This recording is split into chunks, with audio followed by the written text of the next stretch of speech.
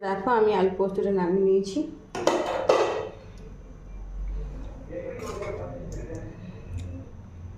এইভাবে gravy gravy আলু পোস্ত। তো তোমাদের কাছে আলু পোস্ত রেসিপিটা কেমন লেগেছে অবশ্যই লাইক কমেন্ট করো, আর নতুন থাকলে সাবস্ক্রাইব করে দিও, ফেসবুকে গিয়ে ফলো করে দিও। আলু পোস্ত কার কার পছন্দ। আলু পোস্ত থাকলে ডালের কোনো প্রয়োজন হয় না। তো আজকে আমার রেসিপি আলু পোস্ত। তো দেখে নাও আমি কিভাবে বানিয়েছি, পুরো ভিডিওটা দেখবে স্কিপ না করে।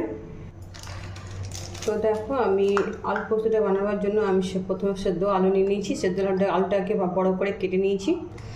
আর আলুর সঙ্গে মিক্স করার জন্য আমি টমেটো কুচি করে নিয়েছি, চামচা কুচি। আর ফোড়নে দেওয়ার জন্য একটা শুকনো লঙ্কা আর 5 ফোড়ন নিয়ে নিয়েছি।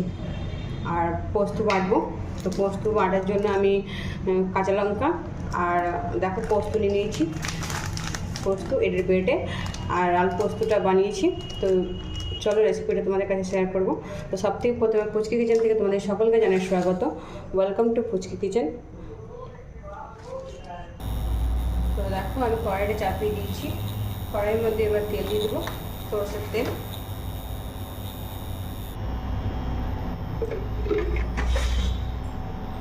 তেলটা গরম হয়ে গেছে, 5 ফোড়ন দিয়ে দেবো।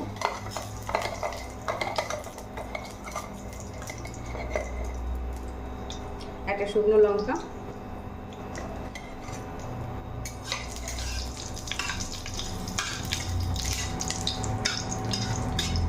পাঁচফোড়নটা লাল করে নেব।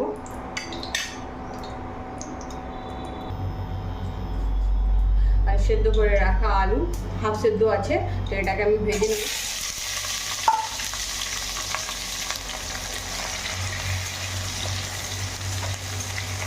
তেলের মধ্যে ভেজে নেবো আমি নুন দিয়ে। তো দেখো পরিমাণ মতো নুন,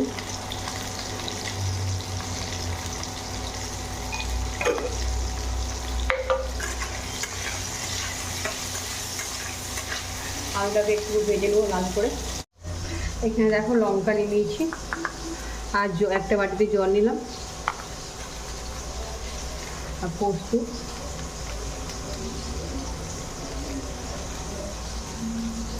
এবার পোস্তটাকে বেটে নেব।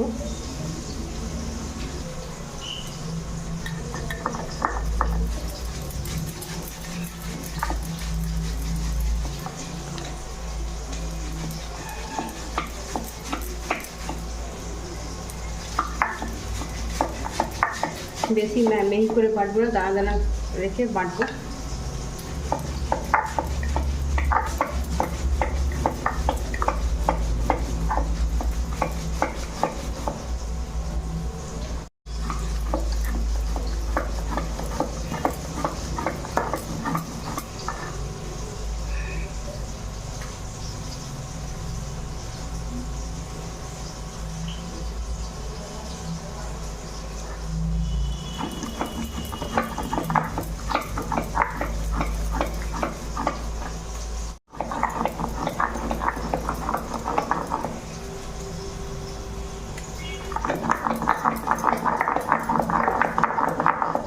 দেখো দানা দানা অনেকটা দানা দানা আছে পোস্তটা, এবারে উঠিয়ে নেব। এদিকে দেখো আলুটা অনেকটা ফ্রাই হয়ে গেছে। কেটে রাখা টমেটো দিয়ে দেবো। টমেটো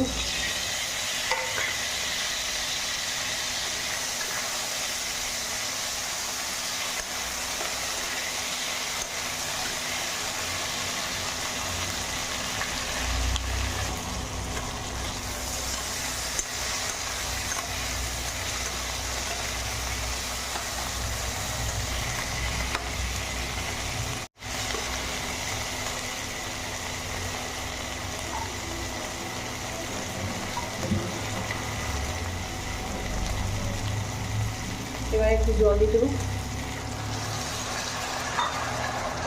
রসা রসা করবো, তাই জলটা দিয়ে দিয়েছি। ফুটিয়ে নেবো, তারও পোস্ত দিয়ে দেবো। দেখো টমাটোটাও গলে গেছে আর আলুটাও সেদ্ধ হয়ে গেছে ভালো করে।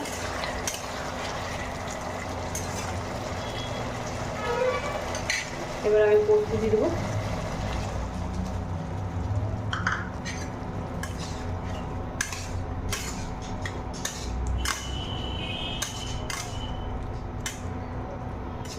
পোস্তটা দিয়ে ঢাকা দিয়ে দেবো, ঢাকা দিয়ে ফুটিয়ে নেবো।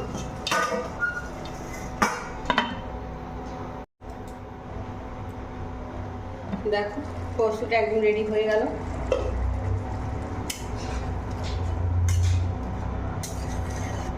এবারে নামিয়ে নেব।